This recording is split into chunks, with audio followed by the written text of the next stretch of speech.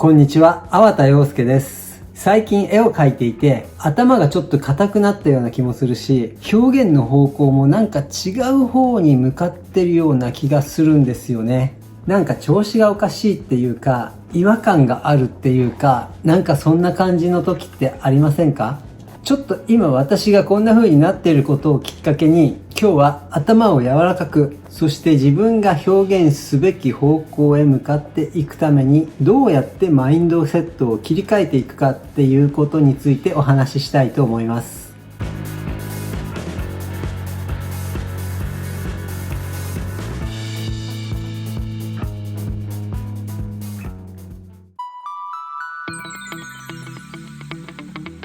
頭が硬くなっているっていうことについてなんですが、頭が柔軟な方が自分らしく絵が描けるし、作業としての効率も良くなります。そして頭が硬くなっている時っていうのは、何かしらの執着がある時だと思います。その執着っていうのが何であれ、何々しなければならないとか、何々すべきだ、何々すべきではない、何々してはならない、こういった考えが頭を硬くするんです。それは分かっていても無意識にそれをやっちゃう時ってあるんですよね。だけどもっと気楽に好きなように、そしてその時の思いつきに対して何の疑いもなく手を動かしていく。そうすることによって頭の柔軟さが取り戻されます。あなたが思いついたことは全て正しいんです。なぜならあなたが表現する作品の答えはあなたがすでに全て知っていることだからです。もしかすると絵を描くこと以外のことをこの方法でやってしまうととんでもないことになるかもしれません。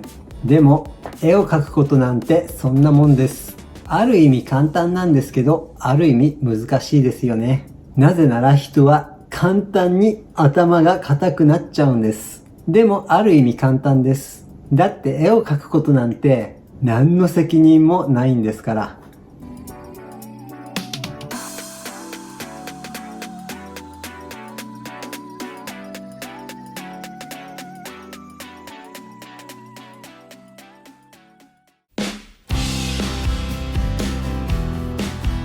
それからさっき私は自分の表現の方向性がなんか違う方に行ってしまっているっていう話をしたんですが、私が今お話ししている自分らしさっていうのは自分が好きで得意で、そして自分に向いているっていうことです。間違えた方向性に向かっているというのは今の私自身が不得意で、最終的に私自身が満足できない表現をし始めているということです。だから違和感を感じるんです。テクニックとか仕上がり、そういったものが自分の理想とは違う方向へ向かっているんですよね。そういった時っていうのは無意識に人の評価を考えたりとか、無意識に何か正しい答えみたいのを前提に絵を描いているとか、そういったことだったりするかもしれません。まあ人の評価っていうのも大事だし、何か前提に答えがあるっていうのも悪いことではないのかもしれませんが、その人の評価や何かの答えの前提っていうのが自分の不得意なことばっかり出さないと成り立たないことであれば、どんどん自分らしさから遠ざかっていくし、自分に不利な状況を作っていくことになります。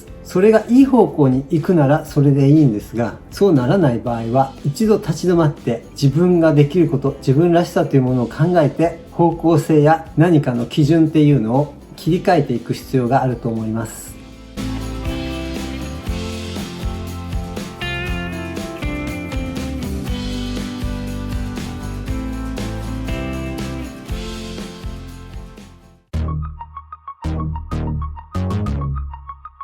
頭が硬くなってしまったり、自分にとってちょっと違和感のある方向へ向かっていってしまっているっていうことには原因があると思います。ここで具体的な私のお話はしませんが、最近のことを思い返すと、あの出来事、この出来事と色々浮かんできます。原因の出来事、そしてそれにまつわる人たち、もしくは自分自身の解釈とか受け取り方にも問題があったのかもしれません。原因探しの目的は問題解決をすることであって、人や出来事を恨んだり自分自身を責めるためではありません。頭が硬くなったり変な方向性に向かってしまわせている原因を問題解決の鍵として考えるのです。問題解決の原因を振り切って頭を柔らかくしたり、自分らしさを取り戻したりするんです。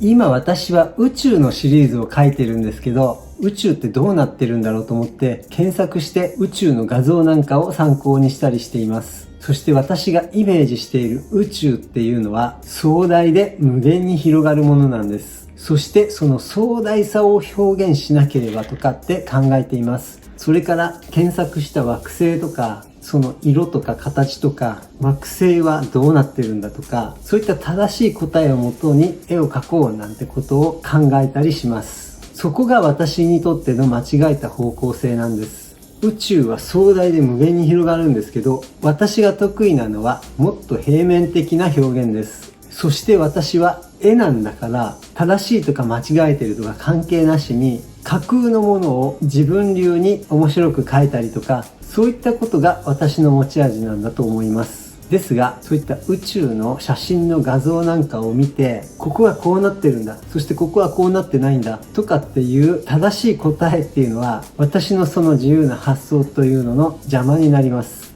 だから私にとっていいやり方じゃないし、そのやり方をすれば間違った方向性に向かっていくのは当たり前なんですよね。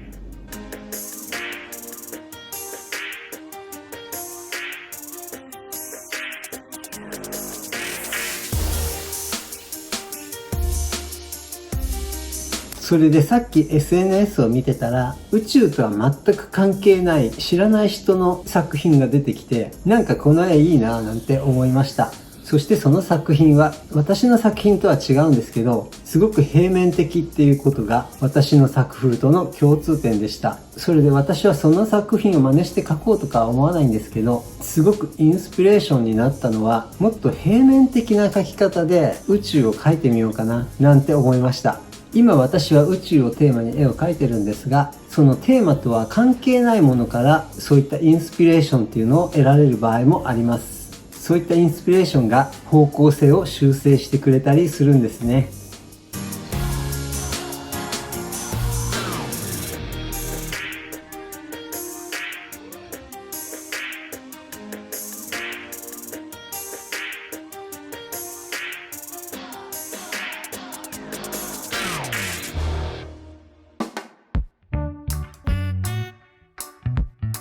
つい最近まで私はアートセラピーの勉強をしていて、絵を読み取るっていう方法を学びました。アーティストとしての私は作品の面白さとか美しさとかっていうのを基準に絵を描いたり絵を見たりしています。でもアートセラピーを勉強しているときは、その勉強のために絵を見るっていうことをしなければなりませんでした。絵にはその絵を描いた人の心の状態が映し出されます。例えば絵を描くのにどんなモチーフを選んだのか、またどんな色や色合わせを使っているとか、描いたモチーフなどの形とか大きさ、そしてその位置とか他にも色々あるんですけど、そういったことを意識しながら絵を読み取っていくっていう練習をしていたんです。だから絵の面白さっていうのを見てると、そういったことが頭に入ってこなかったりするんですよね。まあもっと慣れてくれば絵の面白さを見ながらそういう読み取りっていうこともできるようになるのかもしれませんが、アートセラピーを学びながら絵を描いていて、そういった余計なことを考えながら絵を描く癖っていうのがついてしまってたんですよね。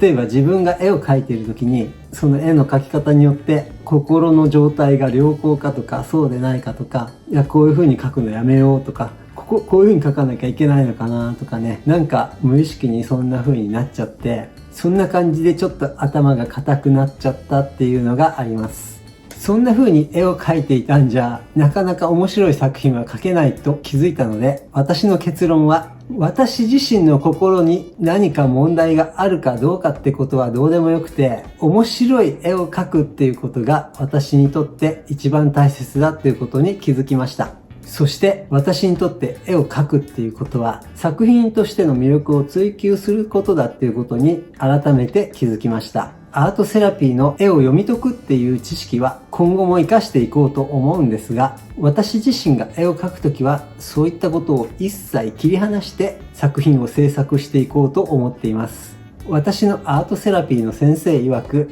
芸術家の作品を読み取るっていうことはしないんだそうです。なぜなら芸術作品っていうのはその美しさを鑑賞するものだからなんだそうです。夜遅くまで絵を描いてて、途中でやめたんですが、疲れてくるとだんだん頭が硬くなるっていうか、頭が働かなくなってきます。それでアイデアが出にくくなっちゃうっていうのは当たり前ですよね。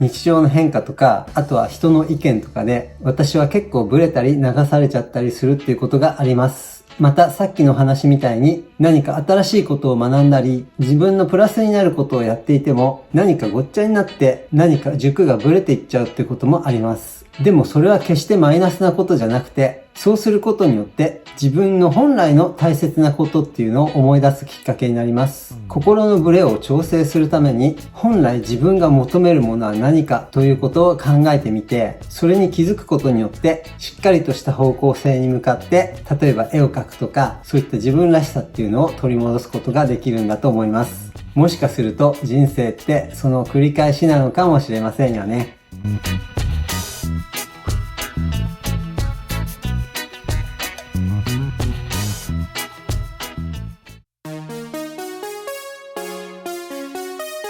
アートセラピー的に多くの私の作品から、私は地に足がついていないということを指摘されました。地に足がついた人っていうのは、行動や気持ちが現実的でしっかりしている人のことなんだそうです。反対に地に足がついてない人っていうのは、考え方や行動が浮ついていてしっかりしていない人のことなんだそうです。私のことですね。そしてアートセラピーでは、地に足がついている人の描く絵っていうのは、人物が頭から足の先まできっちり描かれていて、そして足の裏がきっちり地面についている絵なんです。それに対して地に足がついてない人の描く絵っていうのは、足が曲がっていたり、座っていたり、寝転んでいたり、人物がいて、足が途中で切れてる、足の下が描かれてないってことですね。地に足のついてない人っていうのは、そういう絵を描くんだそうです。そして私はこの知識をアートセラピー的に絵を読み取るときに参考にします。しかし、大抵の画家はワンパターンな絵っていうのを描かないようにしますよね。そうしないと、この画家の絵はどれもこれも同じでつまらないっていう評価を受けてしまいますからね。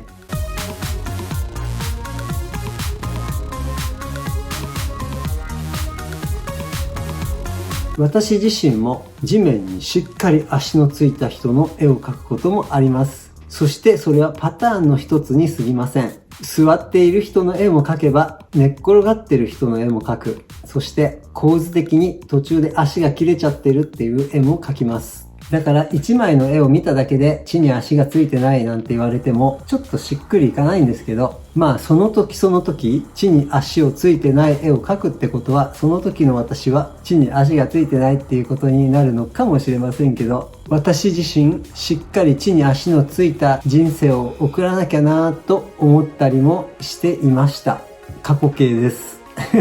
もし現実の私が地に足がついてなかったとしても、なんとか今日まで生きてこれました。地に足がついてない方が面白い絵が描けるんだったら、地に足なんかついてなくてもいいやっていうのが今の私の結論です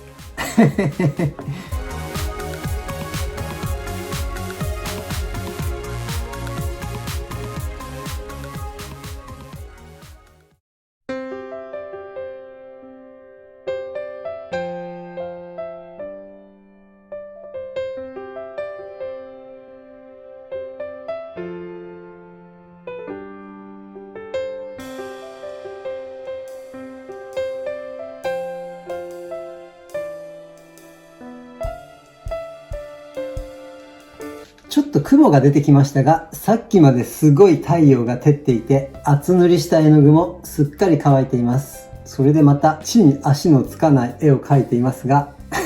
こういう風に下からミューって出てくるのが面白いと思うので、そんなことは気にせず自分が面白いと思う描き方で描いています。そんなわけで、この絵を仕上げていきます。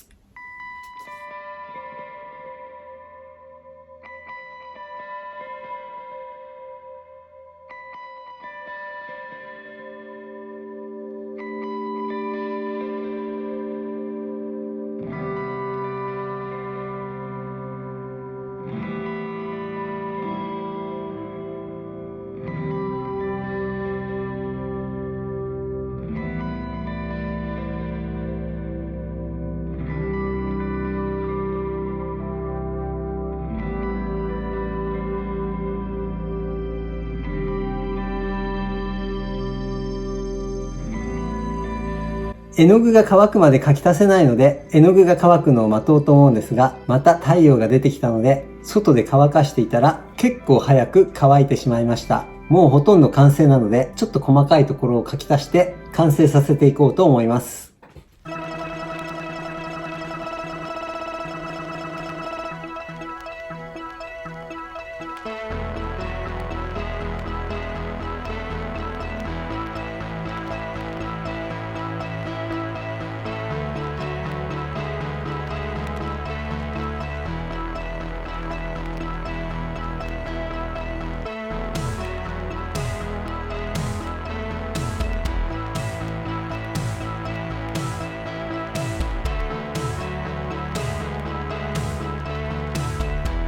こんな感じの絵が完成しました。タイトルはよくある日常の光景です。ちょっとこれ宇宙の絵なんですけど、もしかするとこういう UFO みたいのがあったり、こういう人たちがいたり、こういうタコみたいな足の猫がいたり、こういうキノコみたいな植物があったり、こういうのがいる場所ではこれが当たり前の光景なんじゃないかと思います。あんまり意味はないんですけどね。で、今回のトピックの頭が硬くなっちゃうとか違う方向に行っちゃうっていうことなんですが、絵を描き始めちゃうといつもなんかそんな硬くならないで描いてるんですが、描き始める時とかにたまに頭が硬くなっちゃったりする時があったりします。そんな時はさっき言ったように余計なことを振り払って深く考えずに楽しく絵を描くようにしています。また、さっき言った方向性なんですけど、今回久しぶりにかなり厚塗りして描きました。そういった厚塗りをして描くっていうのが今後の方向性になっていくかわからないんですけど、もしかするとそんな方向性すら考えない方がいいのかもしれません。わからないですけど。それでアートセラピーの話とか、地に足がついてない話とか、それから私のインスピレーションの話とか、いろいろお話しさせていただいたんですけど、なんか余計なことって結構考えちゃうんですよね。でもそういった余計なことを考えるのも結構楽しかったりして、その地に足がつかないこととかも結構自分の中でジョークにして楽しんでいます。自分がダメ人間であるっていうことはジョークにして楽しむしかないですからね。そんなわけで今回の動画は以上とさせていただきます。この動画が良かったと思った方は、いいねやチャンネル登録、それから動画の感想などをコメントで教えていただけると嬉しいです。最後までご覧いただきありがとうございます。また次回お目にかかりましょう。さようなら。